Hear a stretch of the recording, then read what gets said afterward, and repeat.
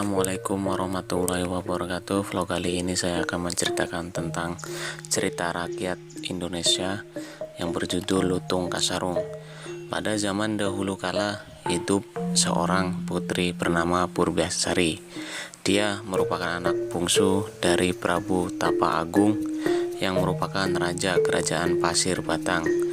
Purbasari memiliki 6 orang kakak perempuan, yaitu Purbararang, Purba Dewata, Purba Indah, Purba Kancana, Purba Manik, dan Purba Lui. Purbasari sangat baik sifatnya. Dia lembut, manis, dan suka menolong. Siapapun juga yang membutuhkan pertolongan, dengan senang hati dibantunya. Selain hati yang elok, Purbasari juga memiliki paras yang cantik dan rupawan. Setiap orang yang melihat pasti jatuh hati pada pandangan pertama. Kecantikan dan kebaikan hati Purbasari tidak menurun dari kakak sulungnya Purbararang yang memperpanjang sangat buruk. Walaupun cantik, Purbararang sangat kasar, sombong, kejam, dan iri hati. Setelah bertahta dalam waktu yang cukup lama, Prabu Tapa Agung berniat turun tahta. Telah dipikirkan masak-masak bahwa untuk melanjutkan kepemimpinannya, dia akan menunjukkan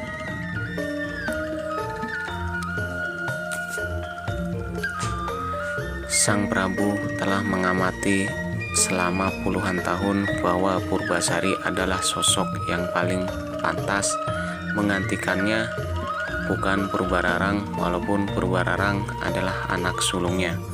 Pemikiran dari Sang Prabu yang bijaksana ini terutama karena sifat dan perilaku anak sulungnya yang buruk.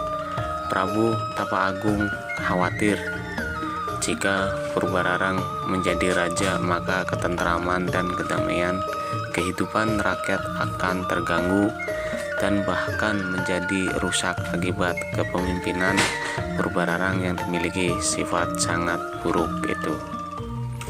Di hadapan seluruh pembesar kerajaan dan juga ketujuh putri raja, Prabu Tapa Agung menyerahkan tahtanya kepada Purbasari. Prabu Tapa Agung lantas meninggalkan istana kerajaan untuk mulai hidup barunya sebagai pertapa. Purbararang sangat marah luar biasa mendapati tahta kerajaan Pasir Batang diserahkan kepada adik bungsunya dan tidak kepada dirinya. Maka berselang 1 hari sejak penobatan Purbasari menjadi ratu kerajaan Pasir Batang, Purbararang menghubungi Indrajaya, tunangannya. Keduanya kemudian meminta bantuan nenek sihir untuk mencelakai Purbasari. Nenek sihir jahat memberikan zat berwarna hitam yang dibuat dari tumbuhan kepada Purbararang. Nenek sihir itu berkata, "Semburkan boreh ini ke wajah dan seluruh tubuh dari Purbasari." Purbararang segera melaksanakan pesan dari si nenek sihir. Boreh itu disemburkan ke wajah dan seluruh tubuh Purbasari. Akibatnya di seluruh tubuh Purbasari bermunculan bercak-bercak hitam yang mengerikan. Dengan kondisi tersebut, Purbararang memiliki alasan untuk mengusir Purbasari dari istana. Orang yang dikutuk hingga memiliki penyakit mengerikan ini tidak pantas menjadi ratu kerajaan Pasir Batang. Sudah seharusnya dia diasingkan ke hutan agar penyakit tidak menular, kata Purbararang. Purbararang kemudian mengambil tahta kerajaan Pasir Batang. Dia memerintahkan Uwak Batara yang merupakan penasehat istana mengasingkan Purbasari ke hutan. Ketika Purbasari tengah diasingkan di hutan, terjadilah masalah besar di Kahyangan. Pangeran Guru Minda tidak berkenan menikah dengan bidadari Kahyangan seperti yang diperintahkan Sunan Ambu ibunya. Pangeran Guru Minda hanya berkenan menikah dengan perempuan yang cantiknya setara dengan Sunan Ambu ibunya. Sunan Ambu menjelaskan bahwa sosok perempuan yang secantik dirinya hanya akan ditemui Pangeran Guru Minda di dunia manusia. Namun, jika Pangeran Guru Minda bersikeras ingin menemui wanita sesuai keinginannya itu, dia harus pergi ke dunia tidak dalam bentuk Pangeran Guru Minda yang gagah dan tampan, melainkan harus dalam wujud penyamaran berupa lutung. "Lutung Kasarung namamu," kata Sunan Ambu. "Apakah engkau bersedia melakukannya?" Pangeran Guru Minda menyatakan kesediaannya. Setelah menjelma menjadi seekor lutung Kasarung, Pangeran Guru Minda segera turunkan ke dunia manusia. Dia tiba di hutan. Dalam waktu singkat saja, lutung Kasarung sudah menjadi raja para lutung dan kera di hutan tersebut. Hal ini sangat wajar, karena tidak ada kera yang lutung yang mampu menandingi kesaktian, kecerdasan, dan kekuatan dari Pangeran Guru Minda. Lutung Kasarung mengetahui keburukan dan kekejaman dari Purbalarang yang bertahta sebagai ratu di kerajaan Pasir Batang. Lutung Kasarung atau Pangeran Guru Minda benar-benar ingin memberi pelajaran kepada ratu yang kejam tersebut.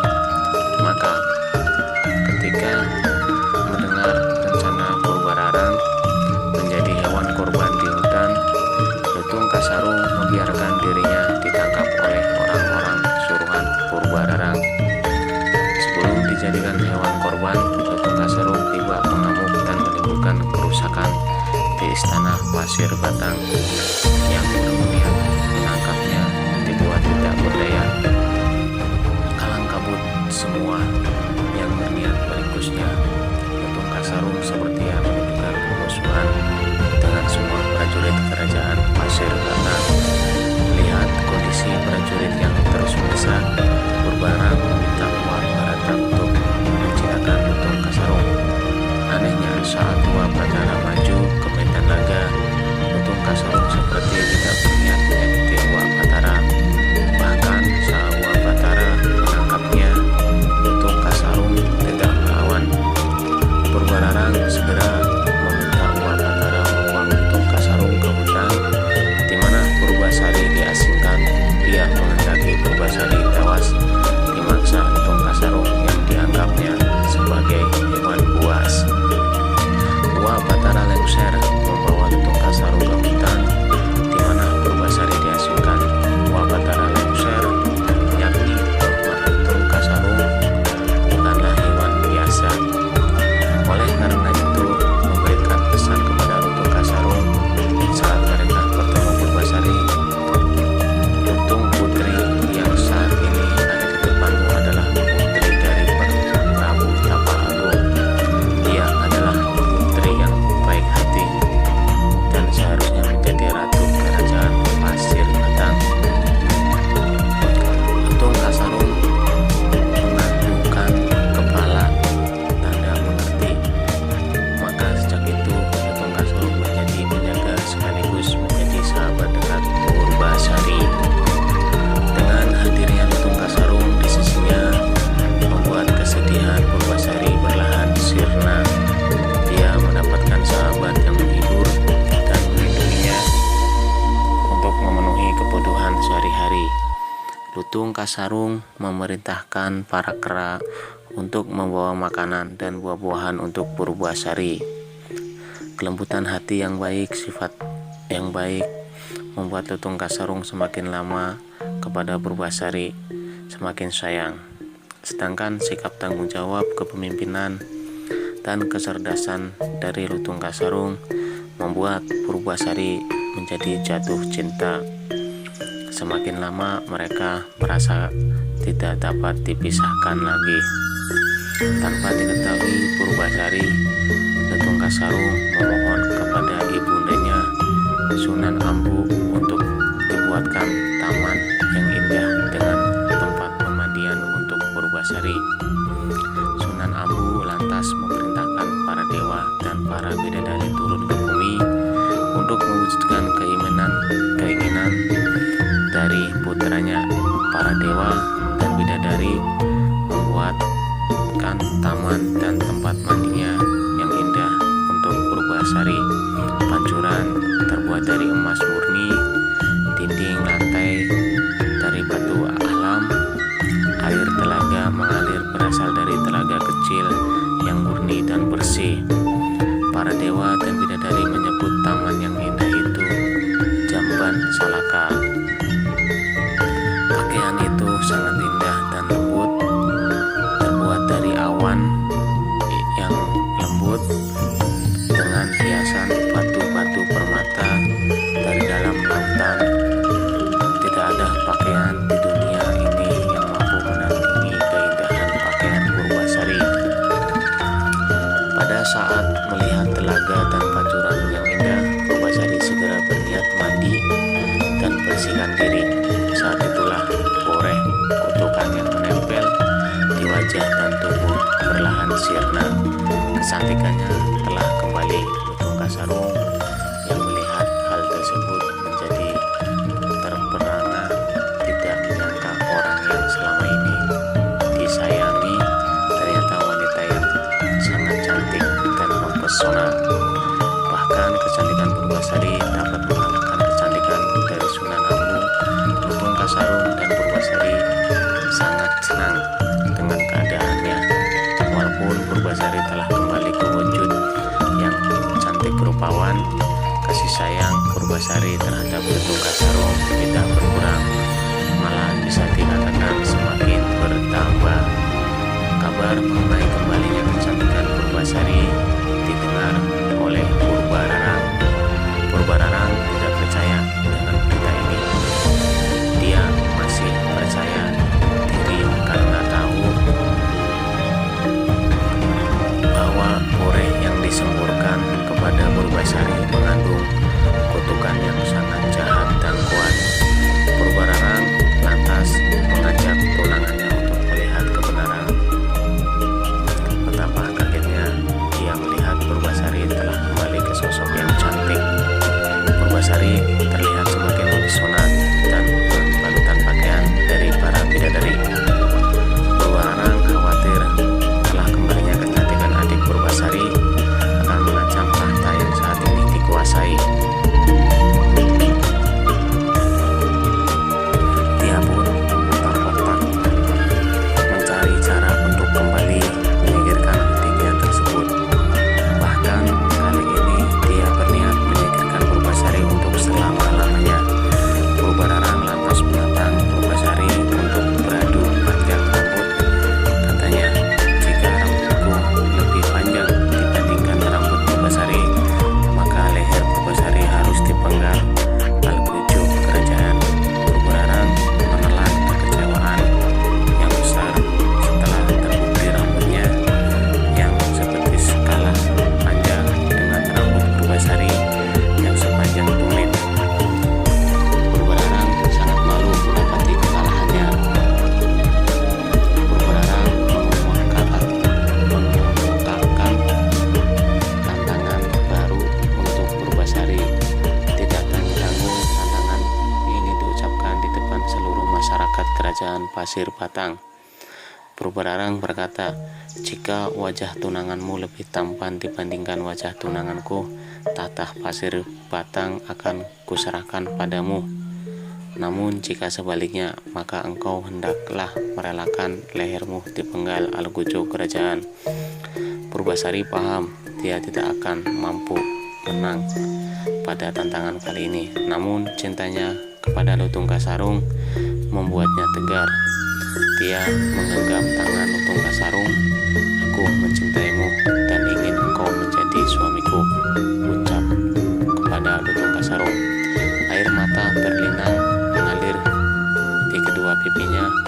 Lutung Kasarung balas menggenggam tangan Purbasari, kemudian mengusap air mata di pipi putri cantik jelita itu.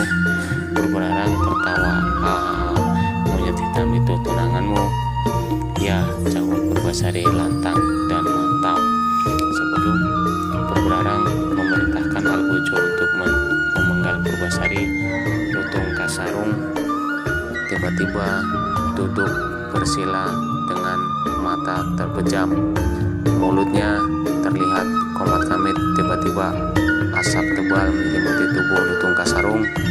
Tidak dalam sewaktu yang lama, asap tebal menghilang. Sosok Lutung Kasarung dengan wajah jelek menghilang. Seiring berlalu, asap pekat berganti dengan sosok Pangeran Kuruminda yang sangat tampan dan gagah. Lutung Kasarung menjadi Pangeran Kuruminda yang tampan. Terperanjatlah semua yang hadir di tempat itu mendapati keajaiban yang luar biasa tersebut. Betapa tampannya Pangeran Kuruminda, bahkan sangat jauh lebih tampan Indrajaya tunangan dari Purbararang. Pangeran Kuruminda lantas mengumumkan bahwa Ratu Kerajaan Pasir Batang yang sebenarnya adalah Purbasari. Purbararang telah mengalami kekalahan dari tantangan yang dibuatnya sendiri. Dalam kondisi seperti itu, Purbararang tidak dapat menyangkal dan tidak mau mengakui kekalahannya.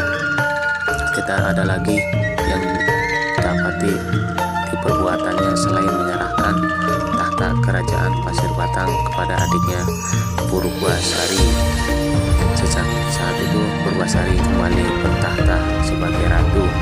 Segenap rakyat sangat bergembira menyambut ratu mereka yang baru dan sekaligus terlepas dari belenggu pemerintahan Purbararang yang jahat. Mereka semakin berbahagia mengetahui bahwa ratu mereka Purbasari menikah